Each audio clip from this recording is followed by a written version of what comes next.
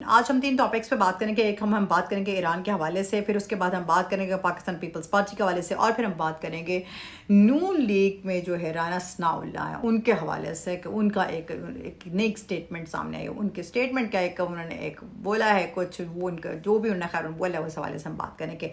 सबसे पहले main important topic पे बात करते हैं, वो है ईरान पर बमबारी के हवाले से, और उस पर ये बताया जा रहा है हरमुज़ खुलने में नाकामी, तेहरान ने 4 जहाज़ों को रोक दिया है। इराक में भी अमरीकी फौजी हलाक हुए हैं।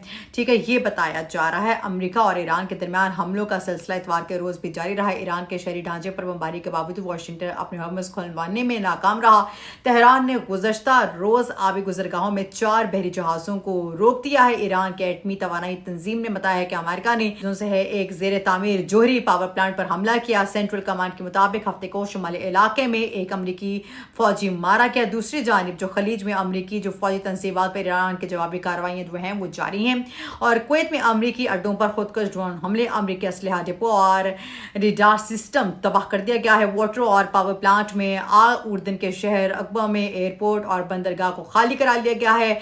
इसराइल ने उर्दन पर फायर किए गए मिसाइल के मलबे को इसराइली इलाके में गिरने से रोकने के लिए जो से है वो ये बताया जा रहा है कि स्पॉन्सर्ड जो से हैं वो दाग दी गए। मैं आपको एक आसान अल्फाज में उसका मीनिंग बता रही हूँ। तो खैर एनीवेज, इसराइली फौज ने बताया है कि इतवार को इसराइली और उर्दनी अफवाज ने उर्दन के शहर उकबा को निशाना बनाने वाले एक ईरानी मिसाइल को फिजा में तबाह कर दिया है। और ईरानी हमले के बाद दारुल-हुकूमत ओमान समेत मुल्क के मुख्तलिफ हिस्सों में सायरन बज उठे हैं। उर्दन ने हमलों के खिलाफ ईरानी सफीर को तलब कर लिया। पाकिस्तान ने 2 अमरीकी ड्रोन्स मार गिराने का दावा किया, जबकि सदर ट्रंप ने 2 अमरीकी फौजियों की हलाकत को इंतहाई अफसोसनाक वाकया करार देते हुए कहा है कि मुफाहमती यादाश्त पर ईरान के दस्तबरदार होने की उन्हें कोई परवाह नहीं है।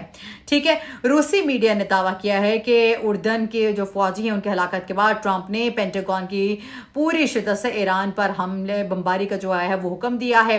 और ये भी बताया जा रहा है पेंटागन को मतलब पूरी शिद्दत से ईरान पर बमबारी का हुक्म दिया है। जो इसराइली वज़ीर दिफा इसराइल जो है उन्होंने खबरदार किया है।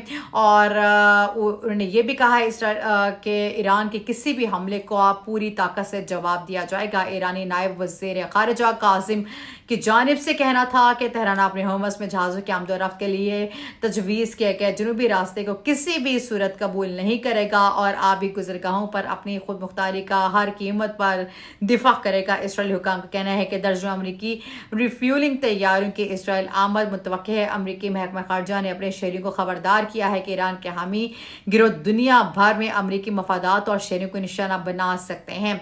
आलमी जोहरी तवानाई एजेंसी ने ईरानी जोहरी बिजली घर पर मुबैना हमले की रिपोर्ट्स का जायजा लेना शुरू कर दिया। एजेंसी की जानिब से जारी बयान में कहा गया है कि तंसीब अभी तामीर के इब्तदाई मराहिल में है और आखिरी मुआयने के वक्त वहां कोई जोहरी मवाद मौजूद नहीं था। मुबैना हमले से ताबकारी के किसी खतरे का इम्कान नहीं है। इराक के वज़ीर आज़म आने वाले हफ्ते के दौरान तेहरान का दौरा करेंगे। तफसीलात के मुताबिक बताया जा रहा है ईरान के नायब वज़ीर ख़ारिजा कासिम गरीब आबादी का कहना है कि अपने हरमुज़ का पूरे इलाके को बारूदी सुरंगों से पाक करने की जिम्मेदारी ईरान पर आयद होती है। तेहरान ने अभी तक इस्लामाबाद मुफाहमती यादाश्त की फ्रेमवर्क के तहत अमेरिका के साथ कोई मुज़ाकरात नहीं किए और ना ही वाशिंगटन से मुज़ाकरात शुरू करने की दरख्वास्त करेगा। उधर अमेरिका और ईरान के दरमियान हमलों का सिलसिला इतवार के रोज भी जारी रहा। ईरानी हुकाम और ज़राए इब्लाग ने खुस्तान और हरमुज़गान सूबों के मुख्तलिफ इलाकों पर नए अमरीकी हमलों की इतला दी, जबकि जज़ीरा कुशम के बास इलाकों को भी निशाना बनाया गया है,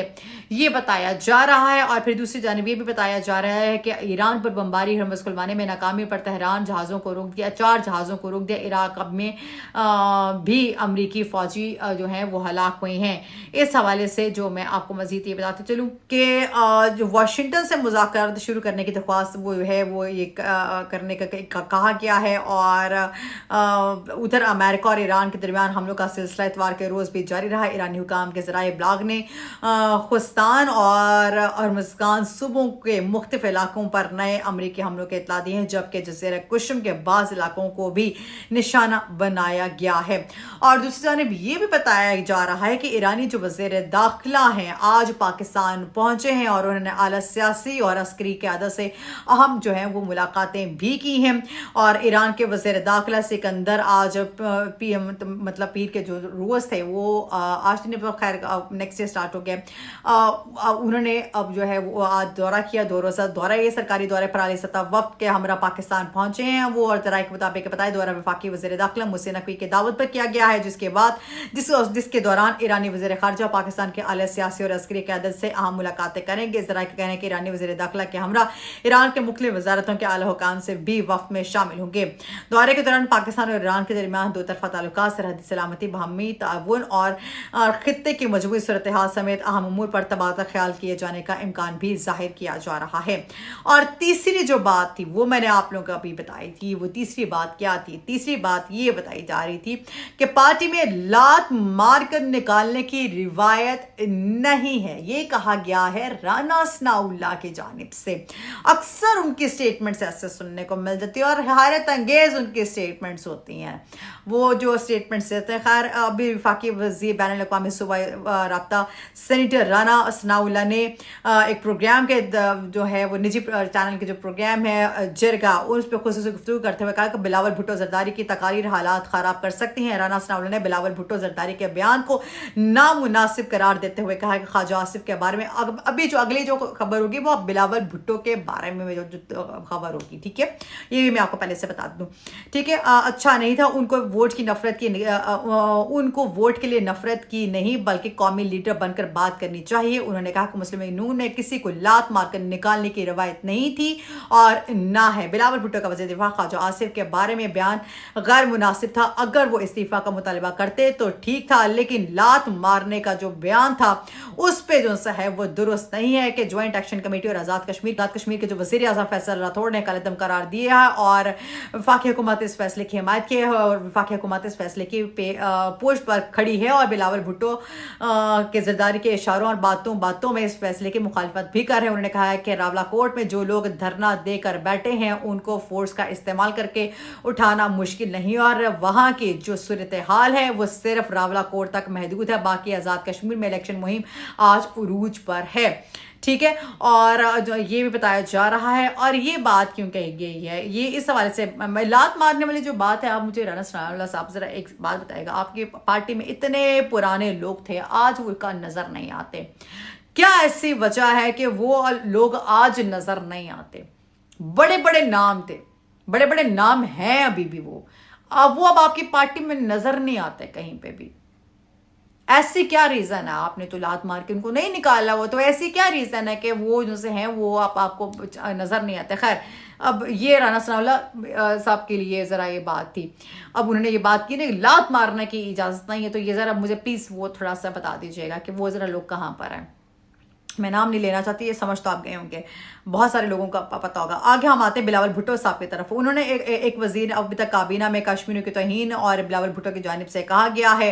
पाकिस्तान की पीपल्स पार्टी के चेयरमैन बिलावल भुट्टो जरदारी ने कहा है कि सियालकोट का एक वजीर अभी भी काबीना में है, ये कश्मीरियों की तौहीन है। उन्होंने नून लीग से ऐसे वजीर को हटाने का मुतालबा करते हुए कहा कि जब तक वो वजीर काबीना में रहेगा हम समझेंगे कि आपकी पॉलिसी है। विफाक और नून लीग ऐसे वजीर को हटाएं जो FIR कटवा रहे हैं और ये ना सोचें कि हम आपको भूलेंगे, ये ना सोचें कि हम आपको भूलेंगे, ठीक है। इलेक्शन होने दें, खुद आप देख लेंगे कि अवाम ने मौका दिया है तो हर फोरम पर कश्मीर की आवाज बनेंगे, ये कहा गया है बिलावल भुट्टो की जानिब से।